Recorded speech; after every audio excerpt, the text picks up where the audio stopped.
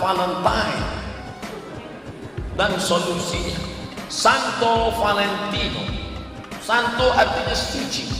Kalau saya dalam agama Kristen digelar Santo Somadus, manusia suci. Maka ada namanya Santo Valentino.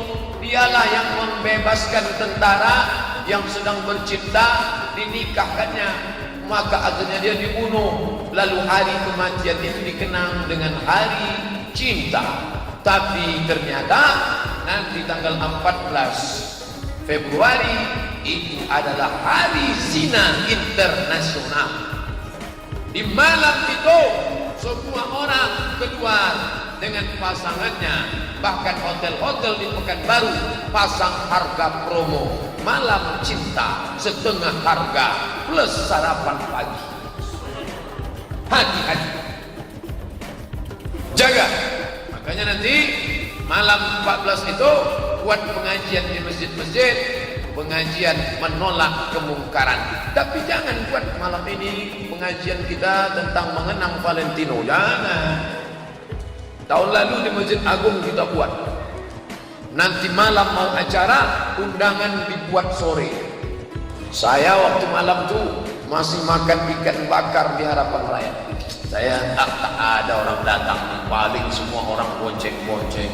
Saya ditelepon, Pak Ustaz, jamaah sudah nunggu masuk ke Masjid Agung full penuh. Atau ini buat lagi. Anak-anak muda orang tuanya bawa. Jangan biarkan anak muda keluyuran. Kalau ada pacarnya jemput datang, bensinnya bocorkan, businya cabut, stangnya ikat. Dusun. Tentang munculnya bid'ah. Bid'ah di sini bukan masalah fikih tapi akidah, keyakinan. Ya, di negeri Jawa, di Pulau Jawa, kemudian wantisyariha wal mubtadi'ina fiha, dan penyebarannya bagaimana dia menyebar serta tokoh-tokohnya. Di antara yang disebut dengan bid'ah adalah tasyabbuh fil aqaid, menyerupakan dalam keyakinan-keyakinan di pemeluk lain. Apa di antaranya kata beliau? Pada masa penjajahan dulu itu, datanglah kemudian para penjajah, plus bukan dengan penjajahan saja, tapi dengan keyakinannya.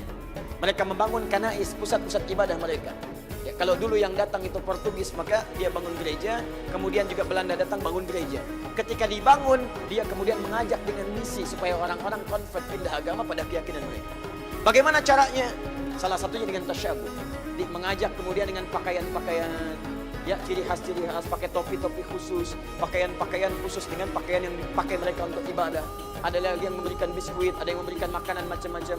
Kata beliau, memberikan fatwa pada saat itu, siapa yang bertasyabuh mengenakan pakaian bizayyihim, pakaian-pakaian khas mereka.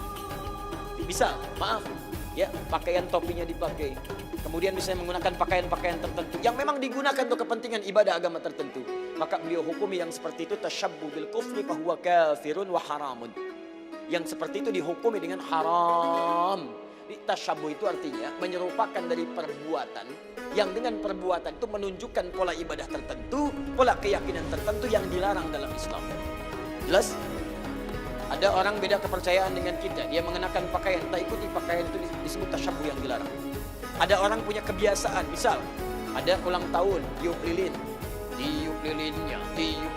ditiup-tiup gak mati-mati, ya, Masya Allah, karena lilin ditutup dengan gelas, kan, Masya Allah. Bisa, gak mati-mati, tiup, nah itu kebudayaan yang dilarang. Valentine misalnya kan, Valentine, 17 Februari, kebudayaan datang dari luar, ya, bertentangan dengan nilai agama, merusak akidah, muncul banyak yang haram di situ, ikhtilat di antara remaja, haram. Anda ikuti tasyabbuh dengan itu, haram hukumnya. Itu yang disebut tasyabbuh. Ya, tapi kalau tasyabbuh dalam muamalah yang dibenarkan itu gak ada masalah. Misal orang Yahudi pakai pesawat, kita pakai pesawat itu gak ada masalah. Ya, jangan diserupakan. Pesawat, Yahudi pakai pesawat, saya pakai pesawat, haram. Masya Allah. Tiba-tiba datang panggilan haji, menunaikan ibadah haji. Baik, hei, siap berangkat besok haji, Masya Allah, siap. Pakai apa? Pesawat, haram ah. Mau pakai apa? Kuda aja. Wow. Bagaimana pakai kuda dari Lombok ke Mekah? Susah. Ya, itu handphone. Orang Nasrani pakai handphone, antum pakai handphone. Ya, jadi jangan diserupakan. Oh, Nasrani handphone, saya pakai handphone. Berarti haram. Tidak.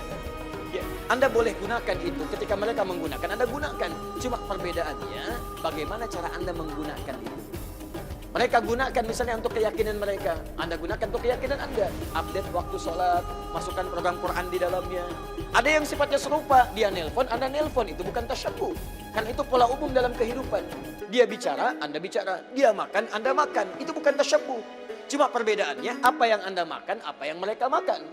Bagaimana cara mencari makanan, bagaimana cara mereka mencari makanan. Itu yang membedakan antara mereka dengan kita. Assalamualaikum warahmatullahi wabarakatuh. Islam tidak pernah mengharamkan yang dinamakan dengan cinta.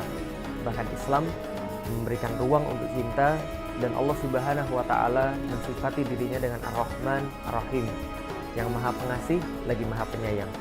Islam tidak pernah menafikan cinta, karena Allah Subhanahu wa taala berfirman kepada kita semua dalam Al-Qur'an. Allah sampaikan, "Zuyyina lin-nasi hubbus syahawati minan nisa wal banin wal qanatiril muqantarati minaz zahabi wal fiddah." Allah menyampaikan bahwa kita memang dihiaskan, kita memang diberikan sebuah perhiasan, yaitu adalah tertariknya diri kita dengan wanita, dengan anak-anak, dengan emas, dengan perak, lalu dengan sebagainya yang dinamakan dengan mataun hayatid dunia. Jadi dinamakan dengan perhiasan-perhiasan dunia. Allah tidak pernah mengharamkan cinta, tapi Allah mengaturnya secara khas dengan baik sehingga kita dapat menyalurkannya dengan baik pula. Tapi tidak dengan zaman sekarang. Dunia seolah-olah mengarahkan cinta ini sama dengan nafsu. Dan ini yang dilakukan pada saat orang merayakan Valentine Days.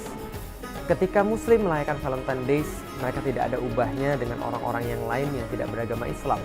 Dan mereka lupa bahwa ini bukanlah bagian daripada perayaan mereka, bahkan ini adalah bagian daripada perayaan yang menyesatkan. Valentine Days pada dahulunya berasal dari sebuah perayaan Romawi yang disebut dengan perayaan Lupercalia. Perayaan Lupercalia ini dirayakan biasanya tanggal 13 sampai dengan tanggal 18 Februari, di mana tanggal 13 dan 14 dikhususkan bagi Dewi Kesuburan Juno Februata. Nah, ketika mereka merayakan perayaan Lupercalia ini, mereka juga merayakan selain Dewi Kesuburan juga Dewa Kesuburan, yaitu adalah Pan. Sebuah dewa yang dilukiskan bahwa kakinya adalah kambing, lalu kepalanya kambing, berbadan manusia. Maka inilah Dewi Kesuburan dan Dewa Kesuburan menurut orang-orang Romawi. Dan bagaimana cara mereka merayakan kesuburan ini? Mereka merayakan dalam tanda kutip kesuburan itu adalah dengan cara mengumpulkan seluruh laki-laki dan perempuan, kemudian perempuan-perempuan menuliskan nama-namanya, lalu dimasukkan ke dalam gentong-gentong yang tersedia, kemudian diundi, laki-laki akan mengambil namanya, kemudian membacanya, lalu mendapatkan nama siapa, maka akan menemani yang nama yang akan didapatkan itu selama 1 malam. Nah, 1 malam apa yang mereka lakukan? Tentu bukan bermain catur atau tentu bukan bermain apapun, tapi tentu saja sesuatu yang berbahaya. Karena itulah sampai dengan sekarang kita melihat efek itu masih terasa. Ketika tahun 496, ketika Romawi mengambil agama Kristen sebagai agama negara, pada tahun 496 Paus Gelasius tidak bisa menahan perayaan Lupercalia yang sudah biasa dirayakan oleh orang-orang Romawi, maka dia meresmikan menjadi perayaan gereja. Namun pada tahun 1969 perayaan ini dianulir oleh gereja dan dianggap bukan bagian daripada tradisi gereja karena mereka menyadari buruknya perayaan ini. Dan sampai sekarang pun apa yang terjadi? Tanggal 14 Februari, seminggu sebelumnya dan seminggu sesudahnya diperingati di Amerika sebagai The National Condom Week. Jadi pekan kondom nasional. Karena banyak sekali orang-orang yang akhirnya melakukan hubungan seksual pada minggu-minggu itu sehingga mengakibatkan pertambahan penduduk yang luar biasa. Dikhawatirkan begitu sehingga disarankan memakai kondom. Bagaimana dengan di Inggris? Diperingati dengan The National Impotence Day tanggal 14. Mengapa? Sama. Valentine Days identik dengan hubungan free sex. Nah, ini yang harus kita tahu sebagai seorang muslim. Mungkin ada sebagian muslim yang berkata, oh tidak, kita tidak mengikuti hal-hal yang seperti itu. Namun sama saja, pada tahun 2005, salah satu surat kabar yang ada di Indonesia melakukan survei kecil-kecilan. Di antara 413 responden, mereka mendapatkan sekitar 24% orang-orang yang disurvei ketika melakukan Valentine Days, mereka lebih suka melakukan jalan-jalan, lalu kemudian makan, lalu kemudian berciuman, lalu berhubungan seks. Karena itulah pada tahun 2006 ketika diteliti 54% warga kota Bandung itu sudah pernah melakukan hubungan seks. Jakarta 51%. Dan 2008 ketika diteliti lagi oleh KPAI, Komisi Perlindungan Anak Indonesia, ternyata yang mereka dapatkan fakta yang lebih mengejutkan, yaitu adalah 62,7% remaja SMP sudah pernah melakukan hubungan seks. Benarlah kata Rasulullah SAW, man tasyabbaha biqaumin fahuwa minhum. Barang siapa yang mengikuti kebiasaan suatu kaum, maka dia bagian daripada mereka.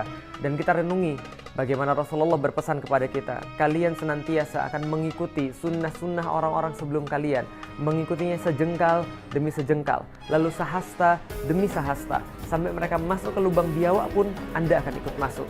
Lalu orang-orang bertanya, sahabat bertanya, ya Rasulullah, apakah itu adalah Yahudi dan Nasrani? Rasul menjawab, kalau bukan mereka, siapa lagi?